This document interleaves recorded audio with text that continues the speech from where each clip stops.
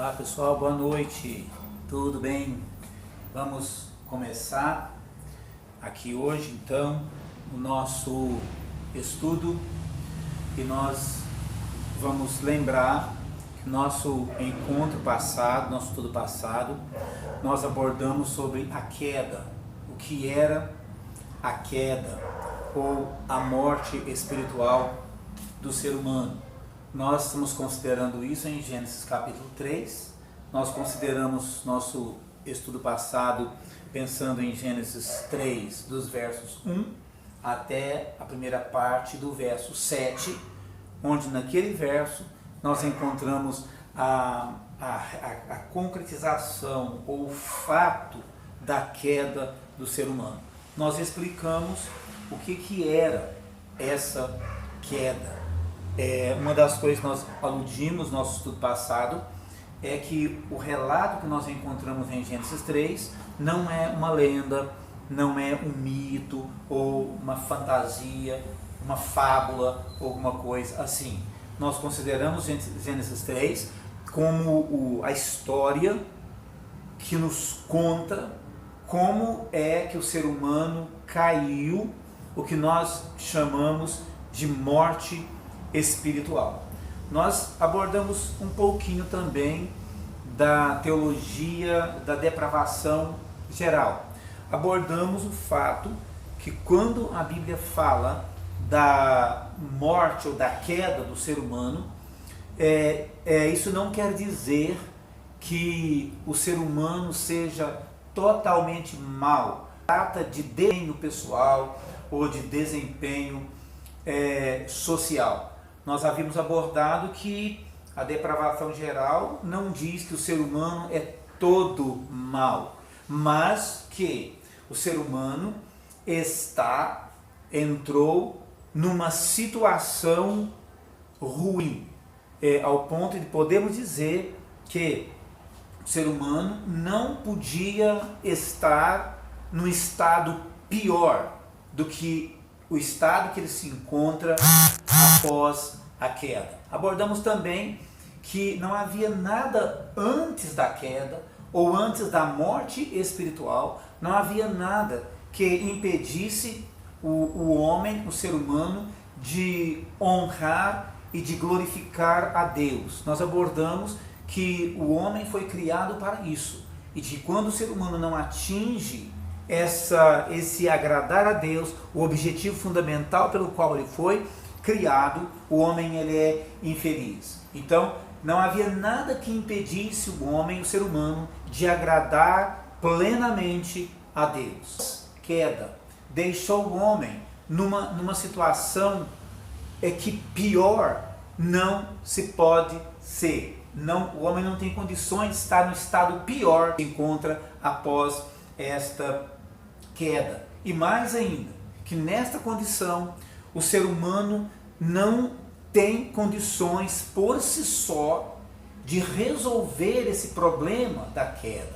Esse problema que nós abordamos de separação que houve entre o homem e Deus. Nós abordamos nosso quadro, podem ver o vídeo passado, onde nós fizemos um gráfico que foi o rompimento da comunicação com Deus. E o ser humano não tem condições por si só de resolver esse problema sem uma intervenção da parte de Deus para que o homem reate a sua condição, reate a sua relação com Deus. Não é pelo religar, não é pela religião que o homem consegue se colocar. Então, o ser humano está numa condição pior que não se pode imaginar. E ele está agora impossibilitado, sem condições de por si só reatar a sua relação com Deus. Nós abordamos o momento histórico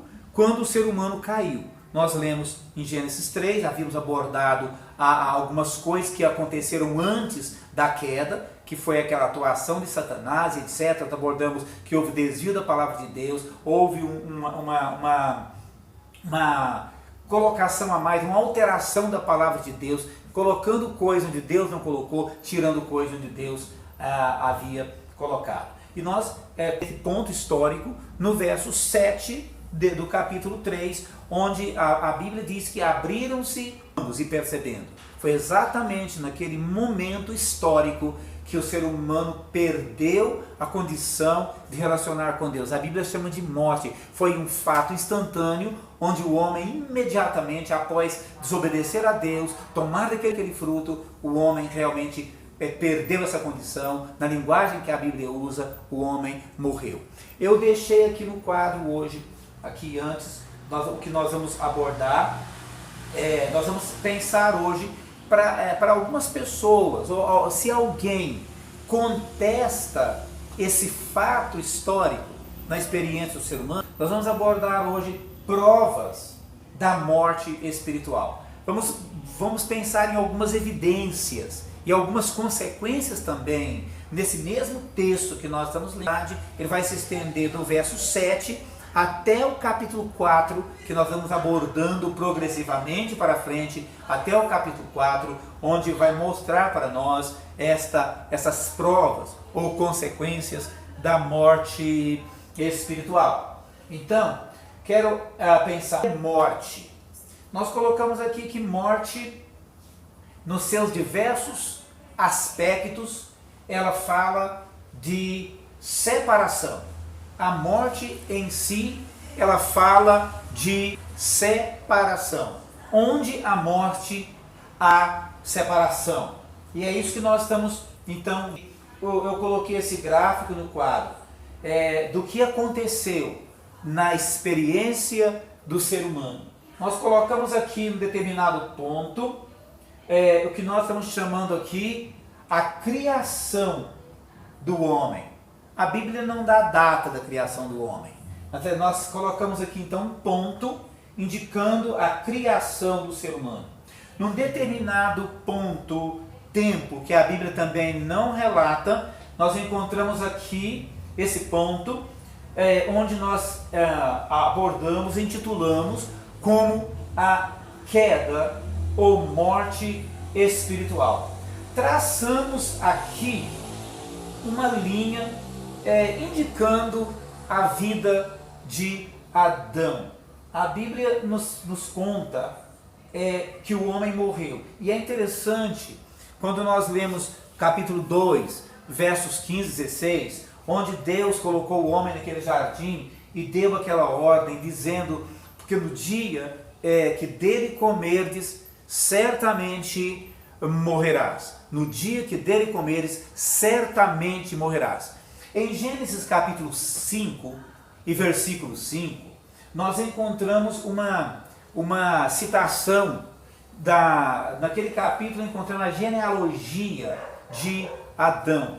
E naquele verso 5 do capítulo 5, nós encontramos assim, e viveu Adão 930 anos e morreu.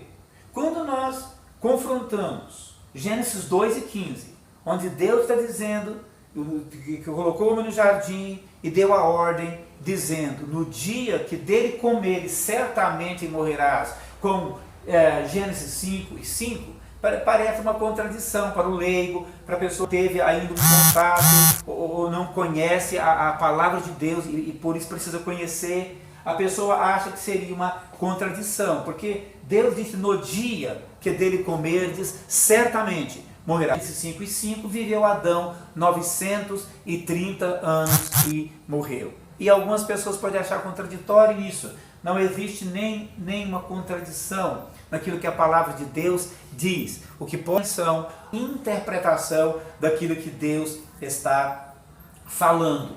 E não existe isso. É que Deus, quando falou em Gênesis 2 e verso 15, ele estava falando da morte espiritual. Ele não se referia à morte física. Então, há alguns conceitos de morte. Primeiro conceito que nós encontramos de morte na Bíblia, e é o mais profundo aspecto da morte, é a morte, e essa que aconteceu quando o homem desobedeceu. Foi algo imediato o homem perdeu então essa condição de estar com Deus. Nós chegamos no final da vida de Adão, lá houve um outro aspecto de morte. Neste fato, neste caso de Gênesis 5 e 5, nós encontramos que houve a morte física. Então o que foi a morte física? A morte física também, ela fala de separação. Aqui houve uma separação espiritual de Deus. O homem perdeu as condições. Aqui houve morte e houve também separação.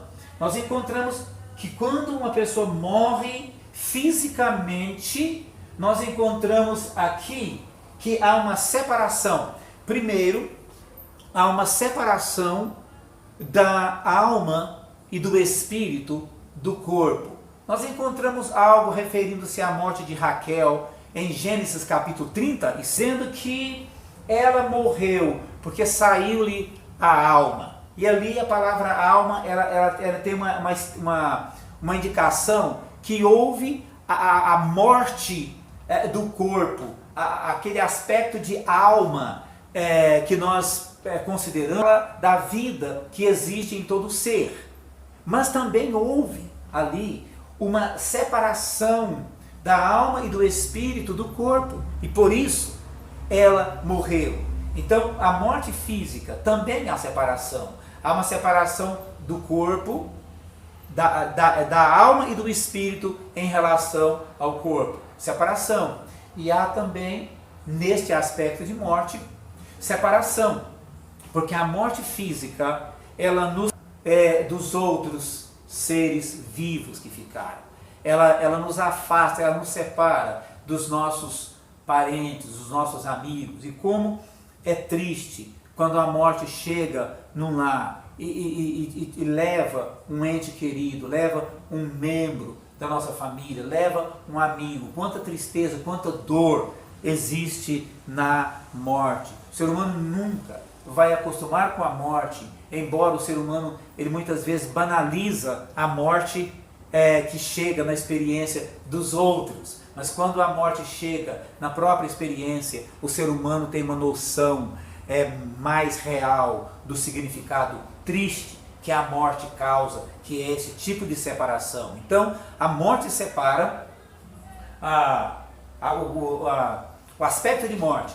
Há uma separação espiritual, que é a separação nossa de Deus. Por consequência desse fato, nós também experimentamos a morte física, que é a separação do espírito do nosso corpo. Mas também experimentamos a separação a separação da pessoa que partiu em relação às pessoas vivas que ficaram aqui no mundo. Agora, nós estamos olhando aqui que nós vamos morrer, todos nós vamos morrer fisicamente. E quando isso acontecer, morremos fisicamente, porque nós aprendemos que o corpo morre, o pó volte à terra. A pergunta que nós devemos fazer é essa: o nosso espírito e a nossa alma, eles vão existir eternamente. Nosso corpo vai ao sepulcro, vai para um túmulo, mas a nossa alma e o espírito nosso, eles vão existir eternamente. A pergunta que vale nos fazer nesse momento é: vai existir onde? Vai existir como? Sabemos que muitos alegam o fato que morreu, acabou. Não é essa a visão que a Bíblia dá, que o homem morre, acabou, o seu corpo morre, mas a sua alma e espírito vão existir eternamente. E é esta a pergunta, essa preocupação que todo amigo, toda pessoa nesse mundo, todo ser nesse mundo, humano nesse mundo, ele deve questionar. A pergunta é: onde a alma e o espírito vão existir para sempre? Mais importante que um ser humano pode fazer: onde passaremos ou não passaremos? Onde vamos existir na eternidade? Essa é a grande pergunta. E então a Bíblia chama a definição do lugar onde nós vamos, ou a condição que vamos entrar na eternidade, a Bíblia chama de vida eterna e a Bíblia chama de morte eterna. E este é um aspecto muito triste. Este é o pior aspecto de morte, que é a separação eterna de Deus. Porque a Bíblia deixa muito claro para nós: o homem ou vai existir eternamente na que chama vida eterna, ou ele vai existir eternamente longe de Deus. A Bíblia chama de morte eterna. É estarmos separados de Deus eternamente. Nós encontramos em Apocalipse capítulo 20, a partir do verso 11, na visão que nós temos ali, foi visto um grande trono branco, e aquele que é um trono, de cuja presença fugiram a terra e o céu, e não se achou lugar para eles. E a Bíblia vai destacando para nós o que vai ali. No final daquele texto, nós encontramos a seguinte pergunta, uma seguinte afirmação: e se alguém, versículo 15, e se alguém não foi achado inscrito no livro da vida, esse no lago de fogo. E a Bíblia diz: esta é a segunda morte. Esta é a segunda morte, morte eterna, longe de Deus. Na realidade, ela é uma consequência desta separação, desta morte espiritual, dessa separação de Deus. Ela é consequência de uma pessoa entender que está nessa condição e continuar, levar a sua vida inteira sem resolver o problema da sua separação de Deus, sem resolver o problema da sua perda de direitos de relacionar-se com Deus. E a pessoa vive toda a sua existência aqui e não resolve esse problema. Ele entra na eternidade sem resolver esse problema. A Bíblia chama isso de morte eterna, porque é a condição. Porque a Bíblia chama de morte eterna, mostrando que essa morte espiritual, ela pode ser uma experiência temporária na nossa vida. Por quê? Porque mais para frente, nós vamos abordar que num determinado ponto, na experiência de Adão e da sua mulher, sua esposa, determinado ponto. Depois, a Bíblia não fala quanto tempo aconteceu, mas provavelmente pouco tempo depois de que eles experimentaram essa separação de Deus, durante algum tempo, algum período da sua experiência e nós vamos abordar isso, Deus resolveu o problema do primeiro casal. E nós vamos voltar a esse texto, a Gênesis 3, mais para frente, para a gente considerar como Deus resolveu o problema desse casal. Eles resolveram o problema deles aqui. Ele podia chegar então aos 930 anos, morrer e ter seu problema resolvido. Então aqui está a grande lição que podemos aprender. Não queiramos nós chegar no final da nossa vida sem resolver nosso problema diante de Deus. E foi por essa razão que nós abordamos algumas vezes Mateus capítulo 7. Que pessoas não podem, no final da sua vida, achando que está tudo bem entre elas e Deus, confiando nos seus conceitos religiosos, sua prática religiosa, como Jesus afirmou naquele capítulo: muitos me dirão naquele dia: Senhor, Senhor, porventura nós não pregamos em Teu nome, nós não expelimos demônios em Teu nome, nós não fizemos milagres em Teu nome.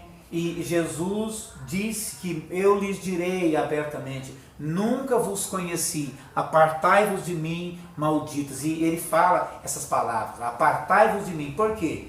Todas as esferas, todas as áreas que serão mencionadas naquele dia serão terra espiritual. Então é um grande alerta para nós. E esse é o grande problema que o ser humano tem. Nós precisamos resolver, precisamos entender a maneira que Deus salva, para que possamos, durante o tempo da nossa vida aqui, que pode ser uma vida mais curta, pode ser uma vida mais longa, mas não importa, durante os tempos que estivermos aqui, não importa quantos anos, que nós entendamos que nós temos um problema para resolver diante de Deus, nós possamos compreender a gravidade desse problema e que nós possamos também depender de Deus para isso. Não tentar resolver o problema da nossa maneira. Como nós vamos ver agora.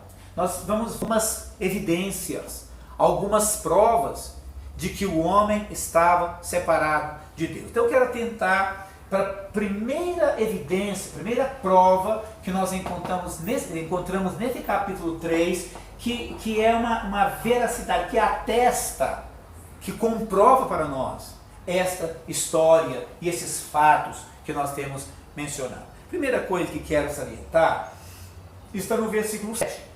Nós encontramos no verso 7 que abriram-se então os olhos de ambos. Eles entenderam, eles compreenderam, o seu ser se abriu para entender, o seu ser se abriu e a morte entrou no ser humano. E eles perceberam então que estavam nus, estavam destituídos da presença de Deus, sem o senso da santidade de Deus. E imediatamente a Bíblia diz que cintas para si mesmo, coseram folhas de figueiras e fizeram cintas, fizeram roupas para si mesmo. Encontramos a primeira costureira da Bíblia, provavelmente foi Eva. Os dois fizeram isso, fizeram aquela roupa para cobrir a sua nudez. Ora, se não tivesse existido ou entrado, ou a partir daquele momento, pela entrada da morte neles, por que eles tentaram resolver esse problema? Imediatamente eles entenderam que tinha um problema. Eles tentaram resolver o seu problema diante de Deus. Eles tinham agora uma consciência que havia um problema entre eles e Deus, razão pela qual eles tentaram resolver o problema e tentaram cobrir a sua nudez, que não é problema para eles anteriormente, agora passou a ser. Então a primeira prova que nós encontramos aqui, que um problema surgiu, é que o homem tentou resolver o seu problema. E é muito ilustrativo o que nós encontramos nesse versículo. Eles fizeram cintas, fizeram roupas de folhas para cobrir a sua nudez. E isso aqui é muito significativo, porque isso ilustra para nós a fragilidade da solução que o homem tenta trazer, resolver esse grave, esse sério problema de morte, de separação de Deus. Essas folhas das quais eles fizeram roupas, durariam. Uma folha, ela murcha rapidamente, ela até ilustra a transitoriedade da vida humana, porque o escritor Isaías falou no seu livro, o que foi repetido por Pedro na sua carta. Ele fala que nós somos como a erva, que logo nasce e saindo o sol, elas murcham e elas secam. Então a folha, a roupa que eles fizeram aqui, elas tipificam, elas ilustram a resolução, a tentativa fútil e fraca que o ser humano tenta realizar para resolver o seu problema. Isso pode falar da religião, que as pessoas tentam resolver o seu problema através da religião. Alguém disse uma vez, seria como tratar câncer, tratar uma outra doença grave, tomando um simples remédio para a dor. Você tentar um band-aid em cima de um corte profundo que precisa de um tratamento mais agressivo e mais profundo também. Então, primeira prova de que o homem havia sido separado é que ele tentou resolver um problema. Repito, ele tentou resolver um problema porque um problema havia surgido e era esta separação. A segunda prova que quero considerar com vocês está no versículo 8. Quando ouviram a voz do Senhor Deus, que andava no jardim pela viração do dia, esconderam-se do Senhor Deus, o homem e a mulher, por entre as árvores do jardim. Notem esse fato. Quando ouviram a voz do Senhor Deus, que vinha pelo jardim, pela viração do dia, nós entendemos aí que seria na parte da tarde, ao pensar na nossa história, na nossa experiência, na nossa cultura, seria naquela parte da tarde, nos reunimos talvez para tomar o nosso cafezinho, tomar o nosso lanche traído da parte da tarde. E nós encontramos que Deus vinha pelo jardim, eles ouviram a voz do Senhor Deus que vinha no jardim, e ouviram a voz do Senhor Deus. E nós vamos aprender futuramente, posteriormente, que Deus não mudou a conduta, a sua atitude para com o ser humano que ele criou. Deus continuou o mesmo Deus. E nós encontramos aqui que quando primeiro, eles se esconderam por entre as árvores do jardim. Esconderam-se do Senhor Deus. E note uma coisa, nós temos aprendido alguns atributos de Deus. Entre outros atributos que nós aprendemos, ali presente em todo lugar.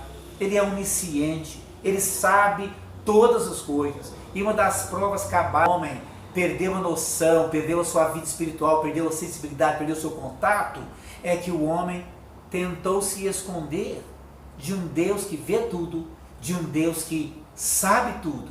Então a palavra, o verbo que nos indica isso, ele se do Senhor Deus, imaginando que pudessem ir do olhar e da presença daquele Deus com quem eles tinham plena comunicação, plena satisfação de estar com esse Deus. Notem que agora eles estão com medo.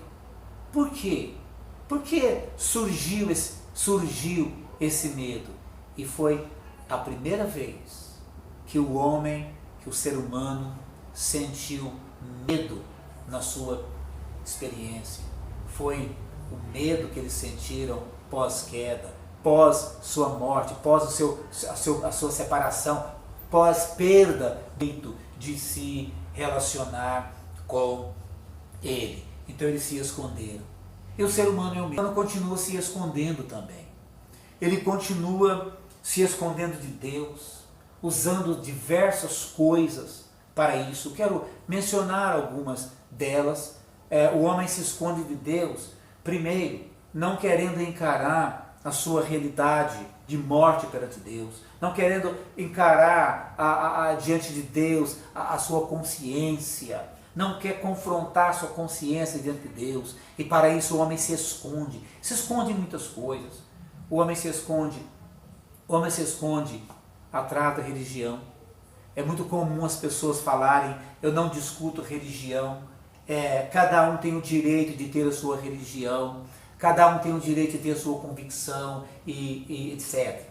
É verdade, socialmente falando, cada pessoa tem o direito de ter, de viver do jeito que acha em relação. Não pode se enganar que usar a religião, o homem tenta se esconder de Deus, de encarar isso. Então, o homem usa a religião, o homem ele usa tudo que está ao seu alcance, usa a vida inteira dele, usa recursos, ele evita pensar, acha que não é tempo de pensar em eternidade, pensar na sua relação com Deus, não é tempo de pensar nisso. Quantos escondem atrás das drogas, quantos escondem atrás dos vícios, bebida, etc., para tentar abafar a voz da sua consciência, para tentar de alguma maneira se esconder de Deus. O homem, primeiro casal, eles se esconderam por entre as árvores do jardim. Então, mais uma prova, o homem tenta se esconder de Deus, perdeu a sabedoria, perdeu a sensibilidade. É impossível se esconder do Deus que plenamente eles viam antes de desobedecer, pecarem contra Deus, portanto, antes da morte, saindo do lugar altíssimo que desceu ao mais profundo abismo, longe, separado de Deus. Nós encontramos também no verso seguinte, esse verso, e chamou, clamou, chamou o Senhor Deus ao homem, e lhe perguntou: onde estás? A gente vai ver o quadro lindo apresentado nesse capítulo, que Deus não mudou. Quem mudou foi o ser humano. Deus, aprendemos que Ele é eterno. Ele é eterno. E aprendemos também que Deus não muda. Ele não mudou a sua maneira, não mudou a sua intenção para com o homem. A mudança não aconteceu do lado de Deus. A mudança aconteceu do lado humano, do lado do homem. E Deus então chega e pergunta: onde estás? E a minha pergunta aos amigos é: mencionamos há pouco que Ele é onisciente, sabe de tudo. Ele é onipresente em todo lugar ao mesmo tempo. Nada pega Deus de surpresa. E Ele fez essa pergunta: que onde estás? Por que Deus não sabia? Deus não via aquele caso que eles estavam? Deus não conhecia a condição espiritual que agora eles estavam? Evidentemente Deus sabia. Mas por que Deus fez então a pergunta: onde estás? É porque Deus queria que esse casal, eles compreendessem e eles identificassem a sua situação perante Deus, sua situação individual perante Deus. Onde estás? E é muito importante hoje, enquanto nós estamos vendo e estudando esse assunto, é importante que cada um de nós se identifique em que lugar está diante de Deus. Deus quer que nós tenhamos a verdade, a hombridade de reconhecer a nossa situação. Os amigos se lembram de Mateus 7, que o Senhor Jesus falou das duas portas, Ele falou dos dois caminhos, Ele falou dos dois destinos. E se perguntássemos às pessoas, lendo aquele texto, onde elas estariam, ou como elas se identificam em relação a Mateus 7, nós aprendemos já que mais de 95% vão dizer estreito, na porta estreita, e que estariam na vida. Mas não é isso que Jesus quis trazer de ensino ao mencionar aqueles versos, Mateus 7, 13 e 14. O que Jesus queria não era que as pessoas dissessem onde elas gostariam de estar, mas Jesus queria que elas identificassem qual era a real situação delas, para evitar na eternidade a decepção seja terrível de que o homem não se identifica. O primeiro casal teve de identificar a sua situação perante o Senhor. E é isso que eu quero deixar com vocês hoje. Evidentemente, as provas, as evidências são bem maiores e nós vamos considerar isso mais para frente, mas o que é importante no final desse estudo de hoje, a gente ficar com isso. Preciso identificar a minha situação diante de Deus. E nós vamos ver passos que aconteceu na experiência desse casal para chegar a essa conclusão, para se identificar perante o Senhor. Muito obrigado.